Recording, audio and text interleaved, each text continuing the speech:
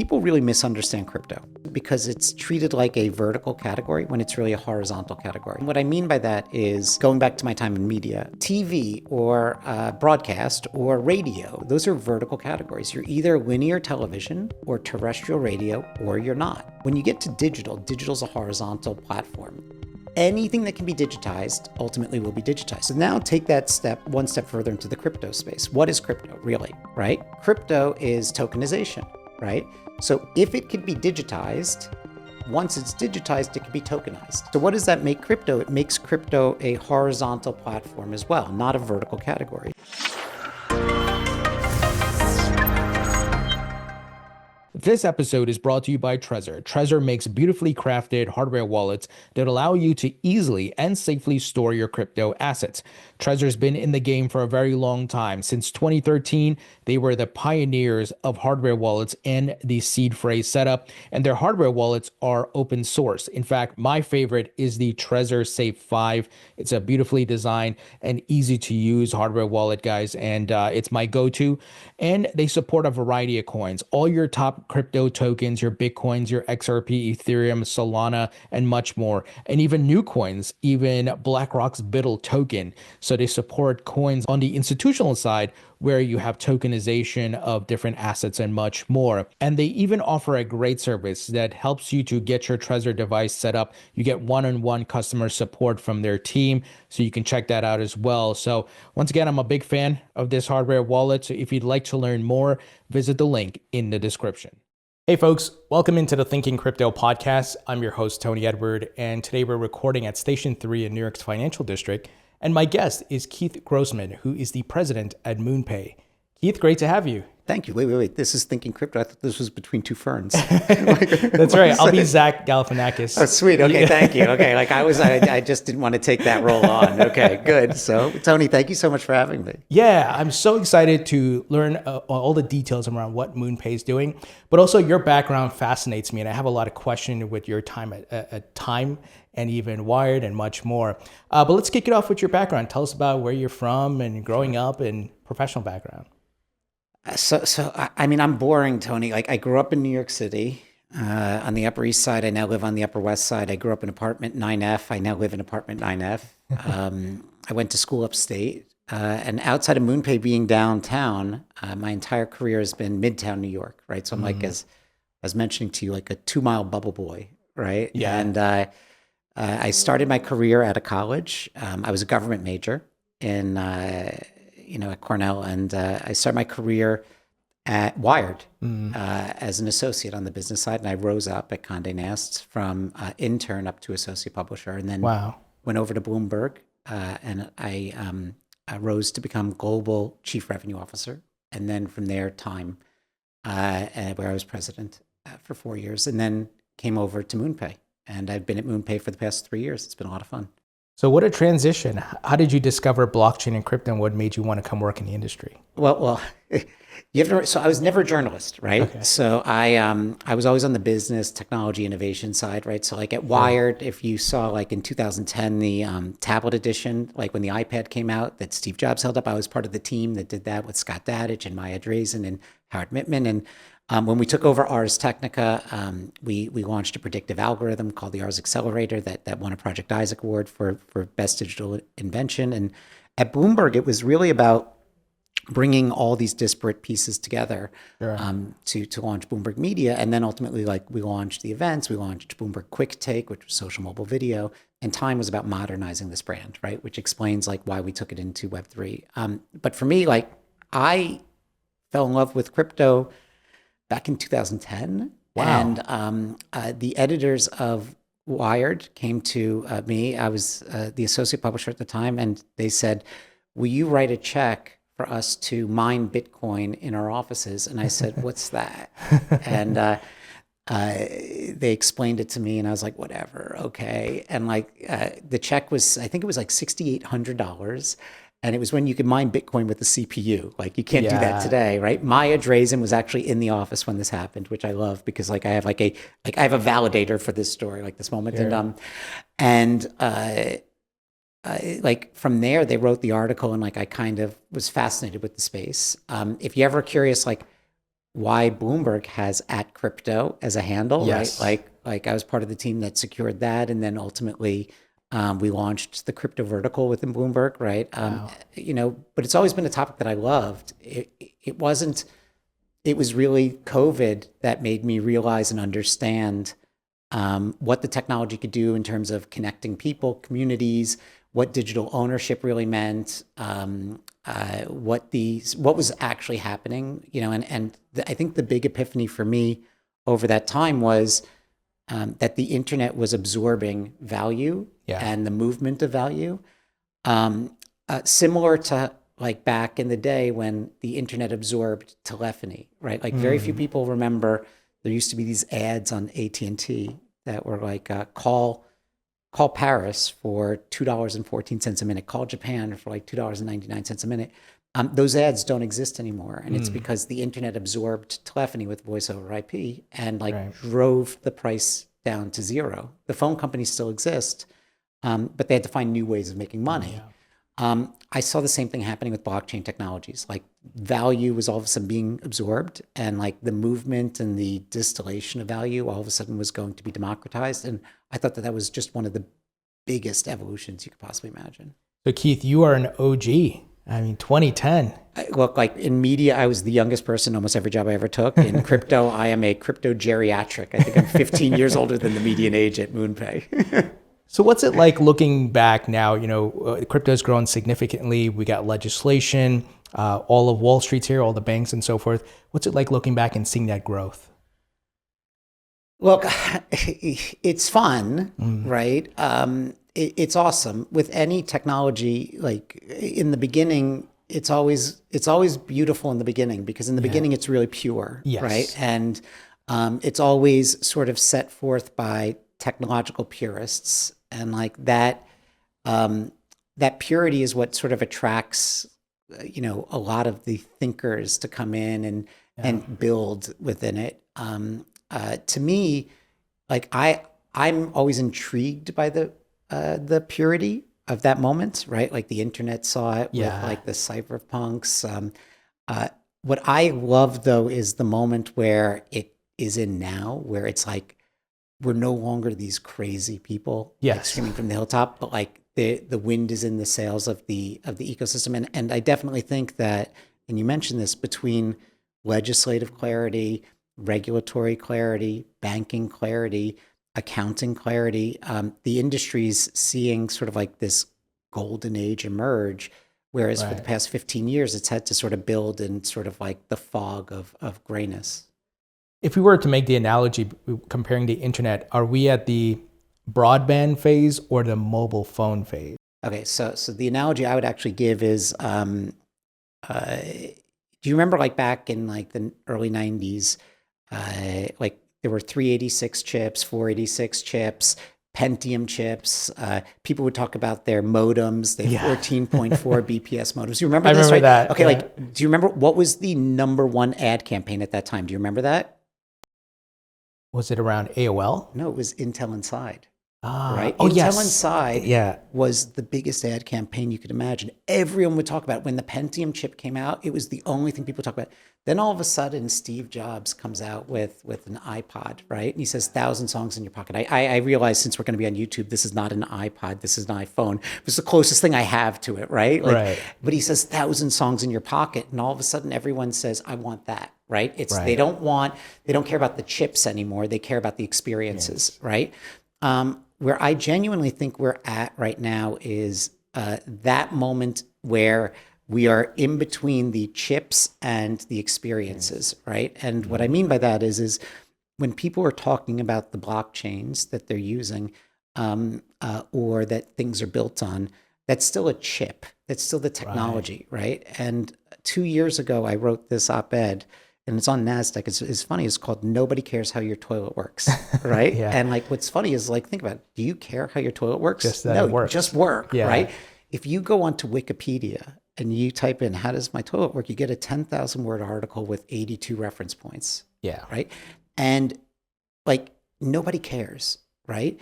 And so what we're going to start to see is these adoptions in the crypto space with these technologies that are going to be more like the 1,000 songs in your pocket emerging, or also the same way that like high definition emerged, right? Where you got a high definition TV and all of a sudden you go, this is just a better experience. And like, what does a better experience look like?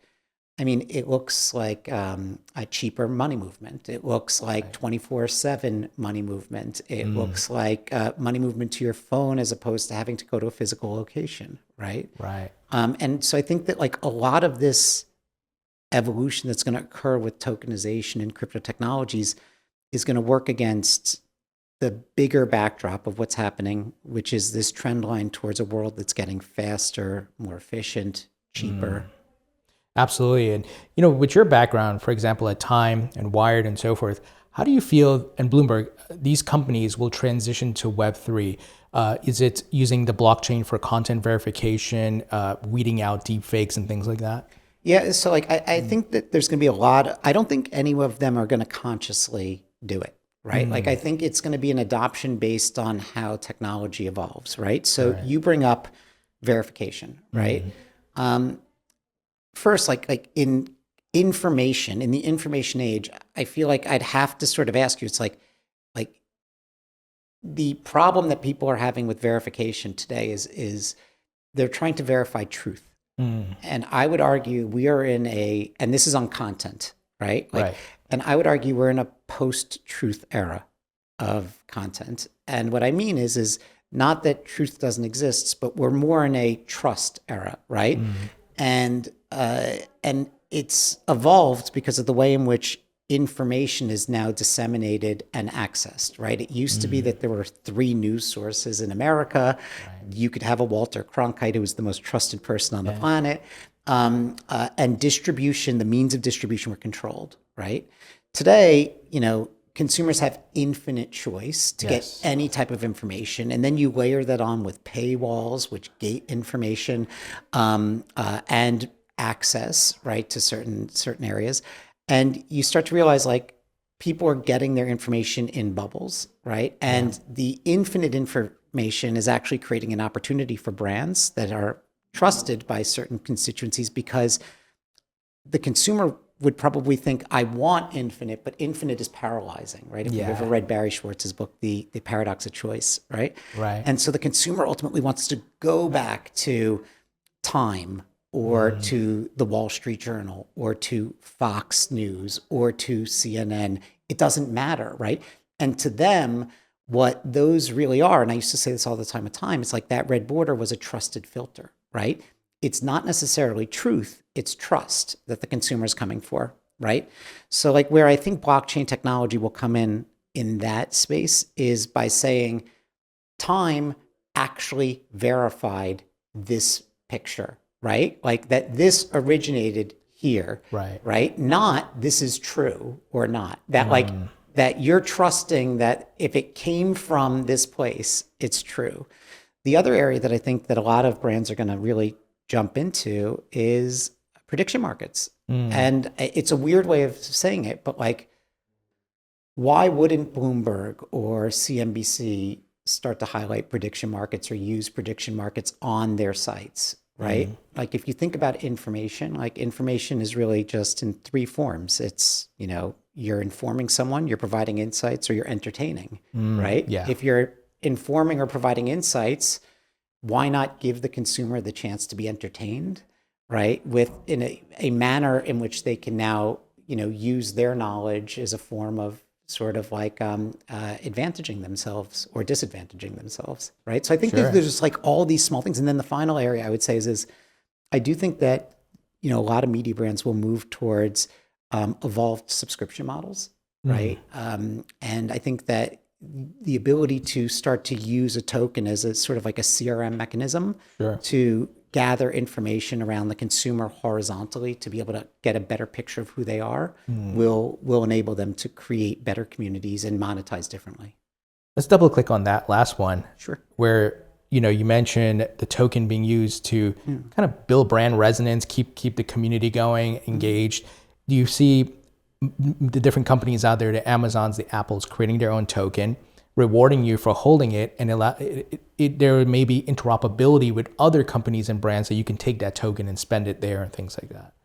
I think that that's a real use case that could exist. I don't think that we're there yet, right? I feel like that's the thing that everyone wants to do, right? Like, or that's the promise that it goes towards. There's a lot of things that you have to think about when it comes to blockchain technologies, right?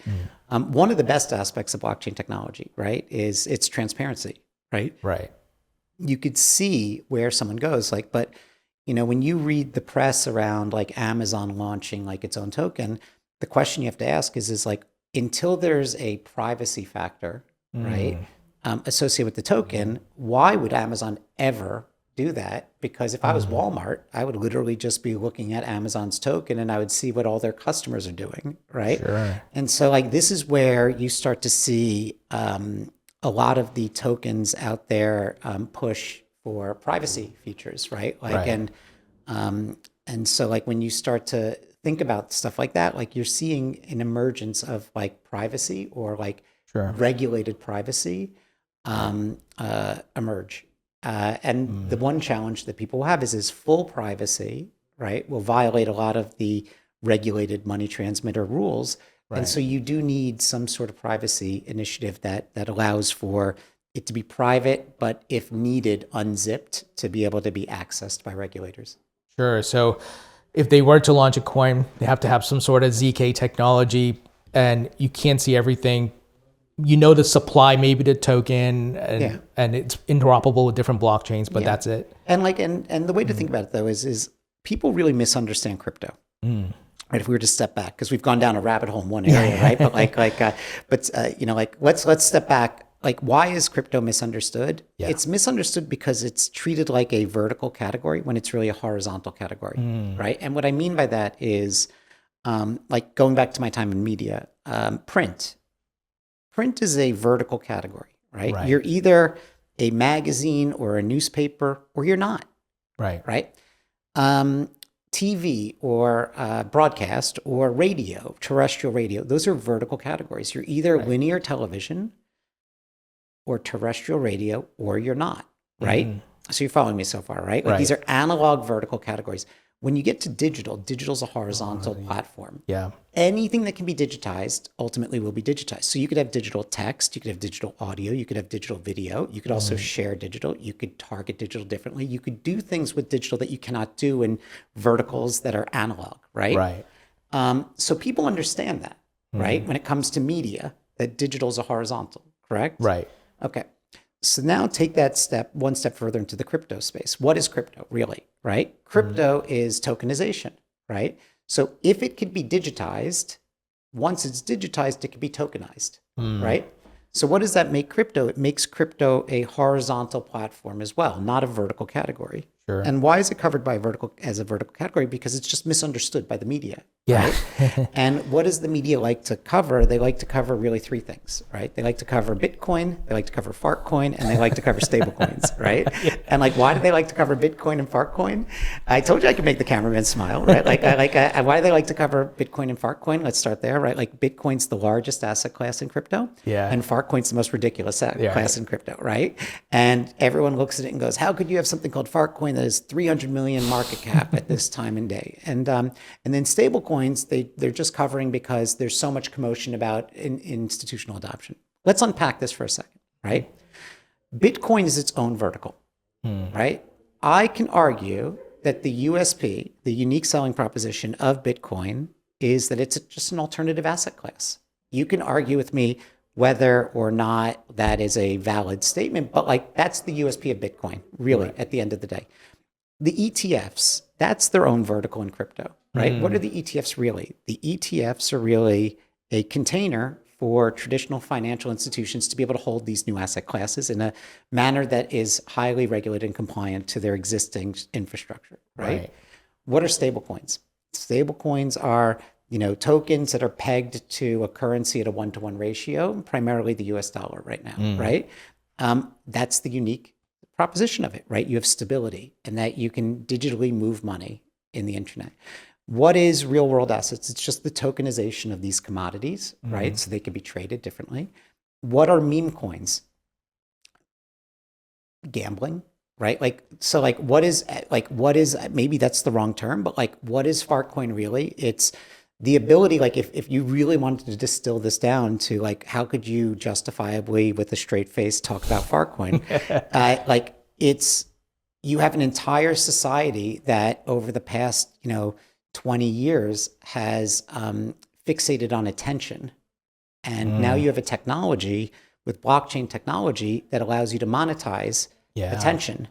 And so what is Fartcoin really? It's the monetization of attention by groups of people, right? Yes. And like when you step back and you're like, what can a blockchain really do that you can't do without a blockchain? It's really just three things. It's authentication, digital ownership, and the removal of intermediaries. Right. And so like when you look at it from that angle or that vantage point, you're like, oh, that's so interesting. Right. That for the first time ever, if the only way to monetize attention historically has been through influencers, and that's been siloed to individuals, this is almost like the democratization of that. Whether you buy that or not, like it's an easier mental model to understand why can that have value. And it's offline activity, human behavior networks. We form groups around things offline, ridiculous things, whether it be politics, religion, any type of movement, but it's now, like you said, online, tokenized on the blockchain and financialized. And so like here's a really interesting mental model, just going back to media and then bringing it back to crypto. People used to ask me all the time, because I had Time Magazine, Bloomberg Business Week, Wired Magazine. They would say, is print dead? Right? And I would say to people, look, I don't know if print is dead, but I do know that every day someone is born and every day someone dies. Like, talk about the most morbid example I could possibly give. I go from Fartcoin to death, so I apologize, right? But every day someone is born and every day someone dies. A new print reader is not replaced at a 1-to-1 ratio, right? So like, if you think about it from a replacement theory perspective, like print is on a downward trend. I don't know if that trend is like this, if it's like this microphone like thing, right? If it's like even deeper, but it is downward, right? Based on that. And if you'd agree with me on that, now flip it around. Every day someone dies and every day someone's born, someone who feels comfortable being a digital native and by extension having digital ownership and understanding digital ownership is born at a higher than 1-to-1 ratio. So like now you're looking at a trend line that's actually going up. Right. And so like when you think about that against the ridiculousness of something like Fartcoin, against the ridiculousness of the fact that we've become an attention-based society, it all of a sudden makes sense why that area of sort of the ecosystem would exist. When people look at crypto as a vertical and you try to combine all of those different sort of verticals that I had just said, the only sensical way that you can describe or explain crypto is through gambling and speculation. When people look at it through a horizontal and you look at each individual vertical in it, then you start to understand the unique value proposition of each.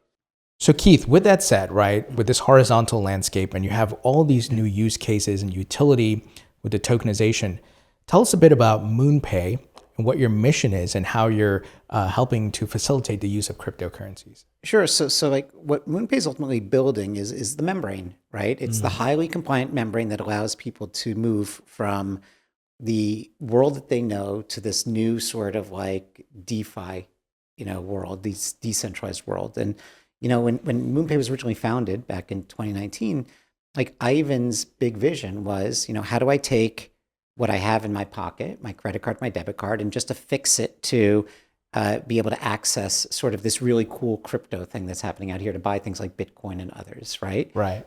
Today, like what we've looked at is like, how do you expand our payment stack, right? So it's like, how do you expand trading? How do you expand the infrastructure for stablecoin money movement? And the easiest way to sort of think about it from a mental model is it's essentially the PayPal of crypto, right? And we work very closely with PayPal. They're amazing partners for us. But what is our partnership with them? It's a compliance partnership, right? Right. And when you think about this table, for instance, right? If this table was all the people in the world, right?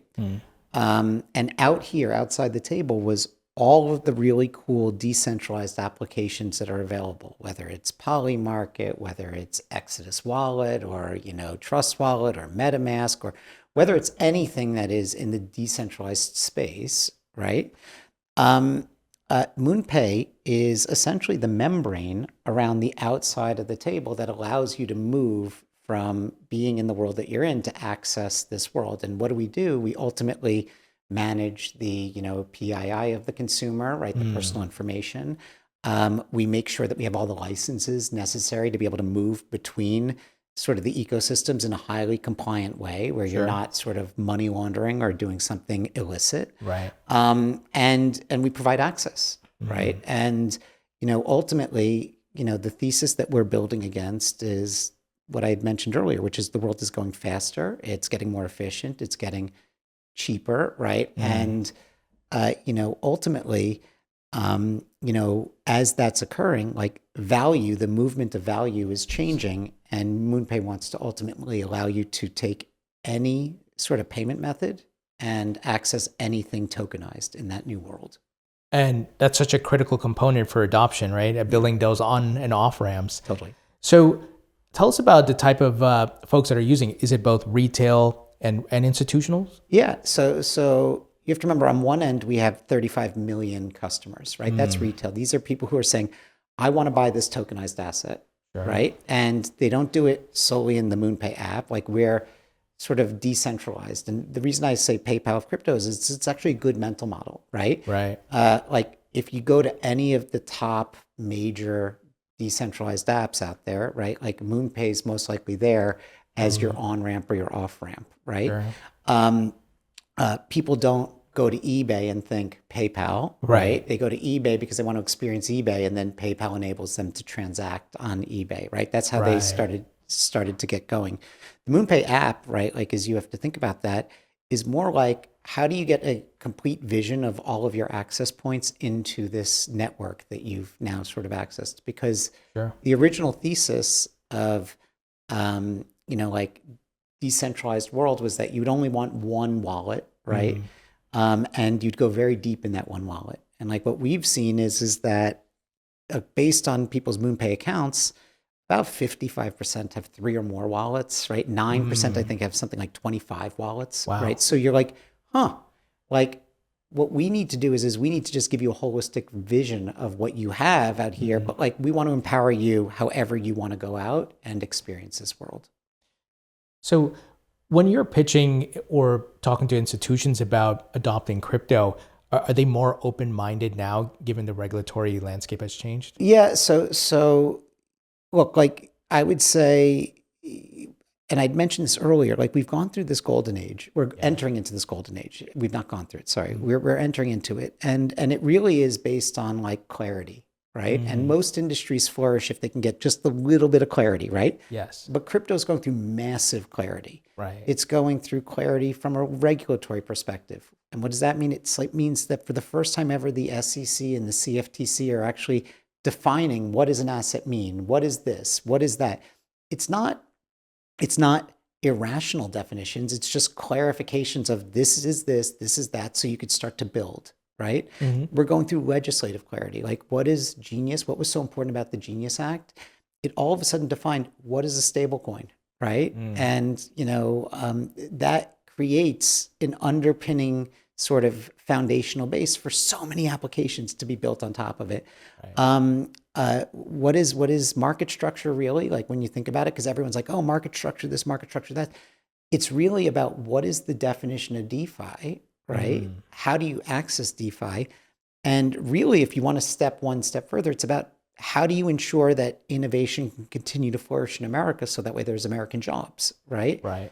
When you look at banking clarity, like, when the OCC all of a sudden says banks are allowed to do this, banks are not allowed to do this, it all of a sudden allows businesses to feel more comfortable about these assets and, like, what is actually happening with these tokenized sort of products.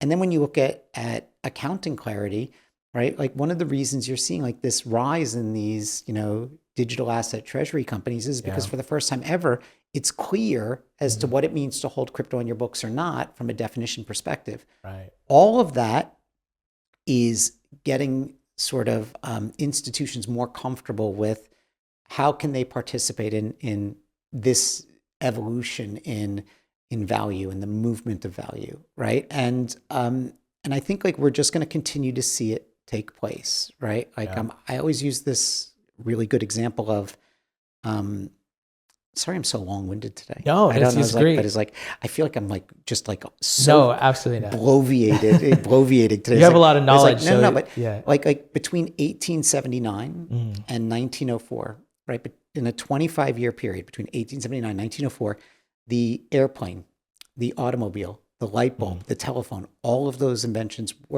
came to market, right? So like picture this 25-year period, 1879 to 1904, the airplane, the light bulb, the automobile, and the telephone, right? So if you were born in 1905, you only know this world. Yeah. If you died in 1878, you don't know this world at all, right? Where are we today? We're like 1910, right? Like we don't know what the third level, fourth level, fifth level order of magnitudes are of having the airplane or the light bulb or the telephone or the automobile. What we are is we have a group of people who are like, this is cool. Like I'm going to adopt this early. And there's also a bunch of people who are like, that automobile thing is really interesting, but I'm going to stick with my horse for a little bit longer, right? And there's nothing wrong with that, right? Like, but that's kind of where we are in this evolution of like blockchain and AI and like and these changes in the world. I read one of the institutions you're partnered with is Mastercard. Tell us a bit about that and how they're viewing this and how you're helping them. Yeah, I mean, look, like I think Mastercard and Visa have both been really,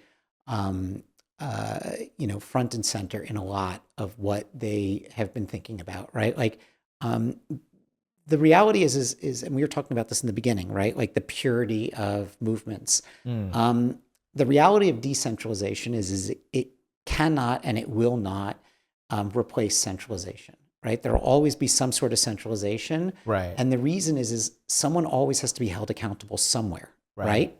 And so like the real way to actually evolve your mental model about what's happening is that decentralized technologies are going to remove inefficiencies in centralized processes and create better experiences holistically, right? Like even MoonPay, right? Like, and we are all about the promotion and success of this decentralized ecosystem. We are that throat to choke for regulators if something goes wrong because we have all the licenses and hold all the compliance and we hold all the information, right? So like you're always going to need some sort of centralization. And so like what's interesting about Visa and MasterCard and the likes is you have these beautiful membranes around the world, right? With access points, on ramps and off ramps, or off ramps really into consumers, right? And on ramps into sort of like the movement of value into this ecosystem at the point of purchase, right? And so you start to look at this and you go, where can these technologies help? Like they'll help when it comes to like unnecessary costs taking place on MasterCard's end, or on Visa's end. Like where will it help? It will help from an information perspective on moving and identifying, individuals cross border. I think that you're going to see these technologies adopted by these two players increasingly. Also by like the PayPals of the world. Like I don't know if you know Mai or if you've spoken with the PayPal crypto team. Like they're unbelievable in terms of some of the stuff that they're working on. But I think like you're going to see these technologies adopted by all the big players because they're going to increase the sort of value proposition that they can provide their consumers, and they're going to also be able to remove costs from the equation on their back end. Right. There's something I've been thinking about. This technology brings, you highlight a lot of benefits, right? It eliminates costs and makes things more efficient. But these traditional companies like your MasterCards and the banks, they are used to the world being a certain way and collecting revenues and certain things. How do you think they adapt to this? Is they lose some revenue, but there's some new avenues that they make money? Tokenization is going to do to the financial industry what digitization did to the media industry, right? So like one thing that like I never really talk about, which was really interesting, was like back in 2009, 2010, I think it was, Howard Mittman, Maya Drazen, myself, when we were leading Wired, we were the first brand at Condé Nast to digitize the brand. Like we had over 50% digital revenue. That sounds so stupid and silly today, right? But in 2010, it was like a really big deal, right? Sure. That like we were commanding more revenue from digital revenue than from print revenue. And guess what? Like there were a ton of people who like were like, how could you do that? That is such a silly approach because print revenue is a high CPM business, right? And they were deriving all of their profit off of that. Digital revenue is a scale game. You have to play a speed game. You have to quickly go up. The same way that, the phone companies didn't go away when they lost long distance, right? Sure. The same way that, a lot of media brands did go away, but like some are still thriving and doing well because of digital. I think that the financial industry is going to go through a reckoning. And you shouldn't look at blockchain technologies in a silo. Like you should look at blockchain technologies and AI technologies as two sides of the same coin. And this is actually where I'm going to actually give John D'Agostino over at Coinbase. Yeah, he's been on. Oh, he has. He's sitting in that seat. I'm so honored. Like I don't. Did you know? Hold on a totally random throw out on this, and don't edit this out. Okay, I want this piece in this. Okay, so I love Ben Mesrick. Have you read Ben Mesrick books? I've interviewed Ben as well. You've interviewed everyone at this point. Like I love this. It's like Tony between two ferns, and you have like all of my friends on this. This is so good. Okay, so Ben Mesrick wrote this incredible book. And it was called Rigged, okay? Yes, yeah. And it was about the New York Mercantile Exchange and this like 24-year-old phenom in it. And it came out afterwards that it was John D'Agostino. Yeah. And anyone who's ever met him knows, like, not only is Ben one of the nicest people, but like John is genuinely one of the nicest human beings on the planet. Yeah. And I was sitting here with John and not here, but like together. And I was saying to him, I'm like, I know crypto, like blockchain technologies and AI are two sides of the same coin. And I can't place a great mental model for this. And he said to me, and so I said to him, I was always going to credit him, right? So I have to credit him right now. So that's why you can't edit this out. I said to him, he said to me, well, it's actually quite easy. AI is scalable intelligence, and blockchain is scalable truth, right? And so like what you see is like information is being created and sorted out through AI faster than ever before, but there needs to be a verifying factor, which is where blockchain technology is going to come in because a human can't keep up with the pace of AI. Right. So scalable intelligence, scalable truth. I loved that, right? Yeah. And so against that backdrop, you have to look at sort of like what are we about to see? Unfortunately, like I think we're about to see one of the biggest disruptions ever in white collar jobs. And I think that like people have to wake up to that. And I think it's going to happen faster than people think. You can go down on this through a very dystopian path. Right. And it gets very dark very quickly. But you have to, in your mind, recognize that headlines in the news only cover the extremes. Right. And the reality is that like the world is ultimately defined by optimists. It's not defined by pessimists. Right. And like if you were to read the news today, you would think the world was ending. But if you stepped back and you look at some of the stats, life expectancy is better than ever before. Like healthcare is better. Like there's so many things that are actually quite good. What people don't actually ever talk about is like Keith came to Tony to do the, between two ferns discussion on crypto, and then left and they had a nice conversation. They both drank Spindrift. Nobody cares about that. Right. And so like the news is only giving you, extremes in bombarded short-term segments. Yeah. That's a great analogy you mentioned with John D'Agostino gave, or I think you called it mindset or it's just a mental model. Mental model. So on that note with AI, is MoonPay leveraging AI in different ways? Yeah. I mean, look, like we across every part of our organization, like we're using the tools that are available to us. I think that you have to think about this moment in time as AI will not replace doctors, but it will replace doctors who don't use AI, Sure. right? Like somebody said that to me once. I was like, wow, that is an unbelievably astute sort of way of framing it. And when you take that into account, you're like, okay, well, that means that every person now has in their pocket, with whether it is, the tools there like VO3 or ChatGPT or Grok or any of the tools out there, you essentially have like supercomputers, like unbelievable, powerful tools. If you're not using them, right, like it's a gigantic mistake. And so like we've not only rolled it out across the org, but it's like everything, every department from compliance to fraud to even, the content that we create for our social feeds is generated, through AI or touches AI at some point or some tool within the AI arsenal. Oh, for sure. This is going to be a really far-reaching question. And should I prepare myself for this? This is like, okay, I don't know where we're going. Okay. It's like futuristic because it's like, look, we got space exploration being worked on. No one's going to use cash in space, right? Let's say Elon is able to get us to Mars. Why not? But you know what I mean, right? It's going to be digital money. I'm going to send right. you're in this spaceship, I'm in this spaceship, that type of thing. But also AI agents right now being developed, and we know they're not going to use cash, obviously, and use stable coins. And then you have robots, humanoid robots that are being worked on. So eventually, maybe by 2035, I have a humanoid robot in my home. I tell it to go buy me some from Home Depot. It has a crypto wallet built in. Is MoonPay looking at those things and how you will fit into them? Yeah. So agentic AI is very real, and it's sooner than 5 years out, right? I even always talks about it from the wallet is your new bank account. Like, what does that really mean when you think about that?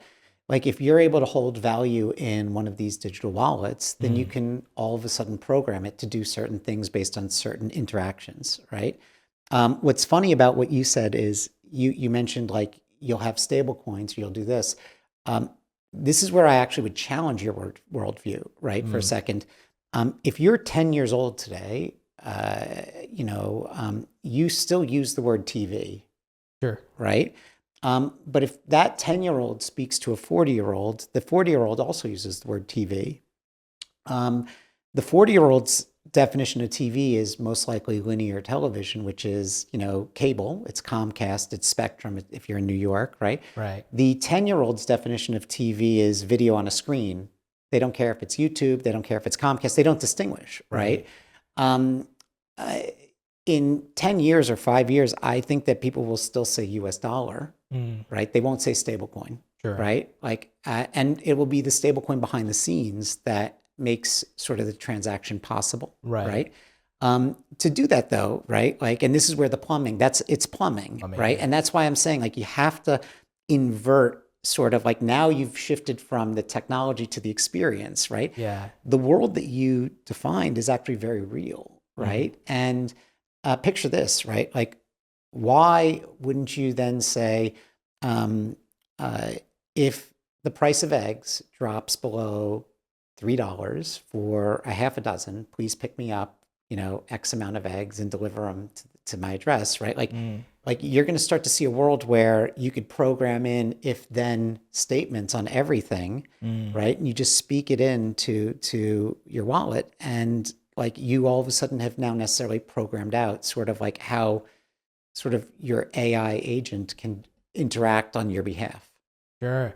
And then in addition, well, let me actually back up for a second. So what you're saying is not necessarily that people are going to be running around saying, I have this stablecoin, that stablecoin. They may still be using Mastercard, but stablecoin rails are powering the payments. I'll tell you what, like I don't really bet unless I know I could win the bet, but I'll bet you anything that in 5-10 years, Visa and Mastercard are still here, that Citi and JP Morgan and Bank of America are still here. Right. They're not going to go away. What will happen is they will enable these new interactions to take place, right? And that's a really important distinction. You mentioned, Ivan mentioned the wallet setup will replace the account setup. So let's say I have a wallet with JP Morgan. Will that wallet also allow me to integrate? Is it like a central wallet, or I will have multiple wallets? I mean, it all depends, right? Like think about the MoonPay account, right? Like the MoonPay account essentially is your sort of dashboard for all of your wallets, Right. right? like people will have most likely a JPM wallet, right? Or a Bank of America wallet or a Morgan Stanley wallet, right? But they'll probably have like 50 other wallets, right? And there will be instances where some of them will be interconnected, and there will be instances where some of them will be siloed.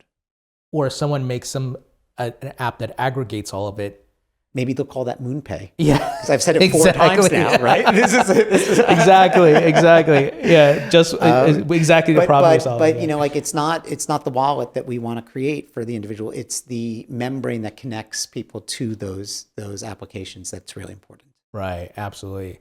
And then with a multi-chain world, having interoperability with all these institutions, but also the chains and the different crypto assets if they're running on different chains. Yeah. Wow. Going back to the Fartcoin example. Okay, you love Fartcoin. This is great. So everyone loves Fartcoin. It's like okay. So yes. When you're going through the process of looking at what are the assets we can support or should support, and what is their demand for, let's say Fartcoin. I mean, look, right? Let's say Fartcoin becomes this massive thing, and everybody wants to use it to send value. Do you integrate it? So now you've asked the key question of what's the benefit of decentralization versus centralization, right? So like this is where Mr. D'Agostino and I have, inherently different sort of ways of operating. If you want to buy Fartcoin with MoonPay, like I don't censor that. Like as long as it's legal, right? Like my job is not to make rules, right? Like I don't like censor this stuff, right? And so we give access to anything that's in the decentralized ecosystem. We don't have a listing agent, right? When people at me on X and they're like, will you list our token? If you're on any of these decentralized exchanges, you can access it through MoonPay. Right. The flip side is at Coinbase, like they have to make a conscious decision to list, right? So like why, and this comes back, like if you genuinely believe that the world is getting faster, more efficient, cheaper, like there's nothing fast, efficient, or cheap about having a centralized actor saying you can or cannot access something, right? And so if you look, and Blockworks actually does this really great sort of chart on a weekly basis where they do decentralized exchange volume versus centralized exchange volume as a ratio. So DEX to SEX ratio, right? On a weekly basis. In January 2nd, 2022, that number was under 2%. I think it was 1.4%. Last week, right?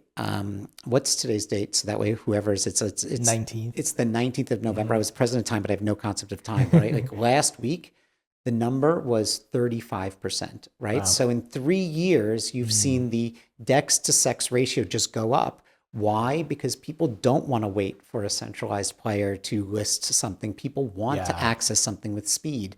People want like to have that freedom to be able to move into the space as fast as possible at their own sort of volition. And so I think like what you've seen in the first 15 years of crypto has been the rise of these centralized players. But what you're seeing now is the debundling of these services because they are now technically getting legislated and regulated in a manner where they can exist outside of a centralized structure. And that's what MoonPay is really empowering. And on that note, I read recently that you integrated with Pump.Fun to power instant crypto purchases. So we're Switzerland, right? Like this is the like if anyone wants to enter into the crypto space, right? Like we are going to help the biggest players. We're going to help the smallest players. Like we're on the side of the developers and like we are as pro competition as one can get. Oh, for sure. What's on your roadmap that you can share? I mean, look, like we've been very clear that, like MoonPay is evolving from just an on-ramp, right? And I think honestly, like I've shared almost everything that we're working on, right? Like with you and throughout this conversation without bundling it all together in this perfect area. But, last week we announced, a stablecoin issuance division. If you look at what we've been doing over the past year, we started the year with the acquisition of Helio, right? We then in March acquired, the stablecoin infrastructure company Iron. During the course of the past year and a half, we've brought on a lot of people from the places like BVNK, like Rich Harrison, who leads payments and banking for us, or, Derek Yu, who was like the head of treasury at Paxos, is now our treasurer. Zach Walter, who, led and was Derek's partner at Paxos, product, is now our head of stablecoin. And I think you're going to see, us continue to lean into, that business. We just announced a big partnership with M0. And, we're going to continue to make, accessing this ecosystem through on-ramping and DeFi buys, like just easier and easier. Like our goal is just to continuously remove the friction to enter into decentralization. Oh, absolutely. And like I said earlier, such a critical component for adoption to make it easy for people to be able to access this technology and use it in different ways. So that's really great. We talked a bit about the Clarity Act. Are you optimistic that might get passed by early next year? I was at one of the Senate banking committees, and I was talking about this morning, actually. I think that what people misinterpret is what the media says versus what's happening on the ground. And like, I was taken aback by how deferential and cordial the Republicans and the Democrats both were towards each other. Right. There's a lot of respect from the Republicans towards, Warner and Gillibrand as it relates to, illicit finance and, the definition of DeFi, and vice versa, right? Like I've seen the same respect to, Tim Scott, and to Bernie Moreno, and to, John Kennedy, and to Lummis, who've done exceptional jobs. When I was there, right, like my biggest sort of comments were like, I think, we have to focus on, ensuring strong illicit finance definitions, right? Like that ultimately is our business, is like making sure that the right actors can enter into the ecosystem and exit the ecosystem. And then also the definition of DeFi. That's a really important one, right? Because depending on how you define DeFi, it will either burden one group or another group with the onus of regulation, right? And I advocated, and I did this on behalf of MoonPay and hopefully on behalf of the DeFi ecosystem, that DeFi should be regulated at the intermediary level, right? So it should be MoonPay, it should be Coinbase, it should be Kraken, right? Whether you're centralized or decentralized, it should not be the protocol, it should not be the developer, right? Because when you start to look at all of our organizations, we spend so much time getting licenses. We spend so much time with compliance teams. We spend so much time building our fraud models.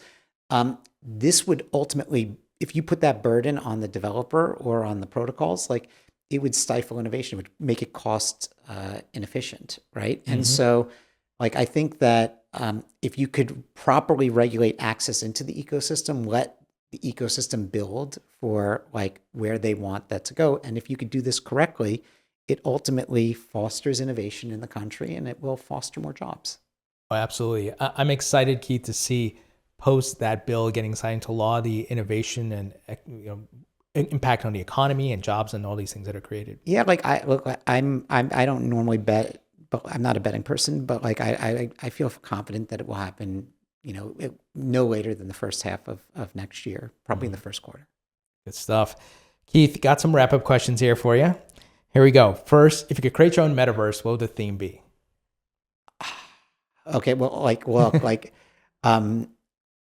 I look at metaverses like horizontals and verticals too. So this will be a 4-hour question, but it would be the sleep metaverse, where like I could go in to just go to sleep for a few hours.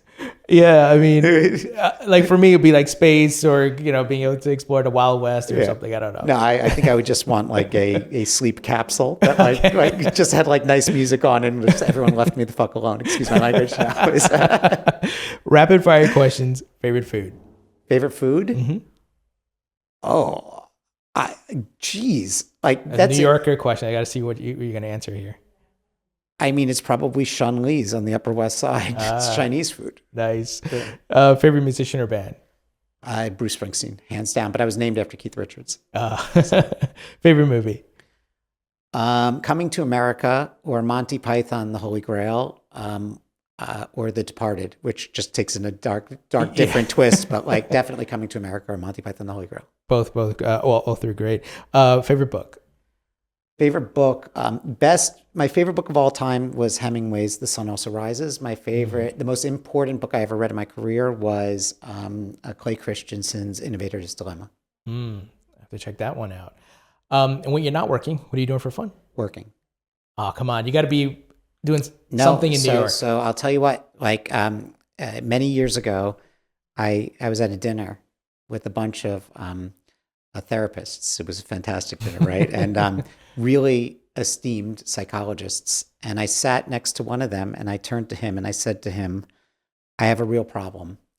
And he said to me, what? And I said, all of my friends have hobbies and all I do is work. And I feel like I'm missing out on something because I don't have a hobby. I don't paint. I don't, dance. I don't, do anything. And he goes to me, do you love what you do? And I said, I love what I do so much. And he said, then what do you need a hobby for? And that conversation has stuck with me forever. Like I am having so much fun with the team at MoonPay, with Ivan, just building towards this future that we see in which value can be moved freely online and, in the internet. And I think it's so utterly transformative that like, there's nothing I want to do more. And so I wake up and I do it. On the weekends, I think about it and I do it. Like if I had to be forced into a hobby, it would be reading, right? Or my Peloton. But like outside of that, like I just like it's work. Like, and I'm sorry, I know it's a crap ass answer, but like it genuine, hopefully you could hear it in my voice. Like I love what we're doing. I mean, that's great. I mean, you love what you're doing, so it doesn't feel like work, right? Yeah. Well, Keith, absolute pleasure. Thank you for taking the time. And I'm looking forward to having you back on since you are in New York to give the latest and greatest about MoonPay, possibly maybe early 2026, we can do another one. Well, thank you. Thank you so much for having me. I really appreciate it. And I'm glad I was able to make your guy over here smile a few times. So. Good stuff.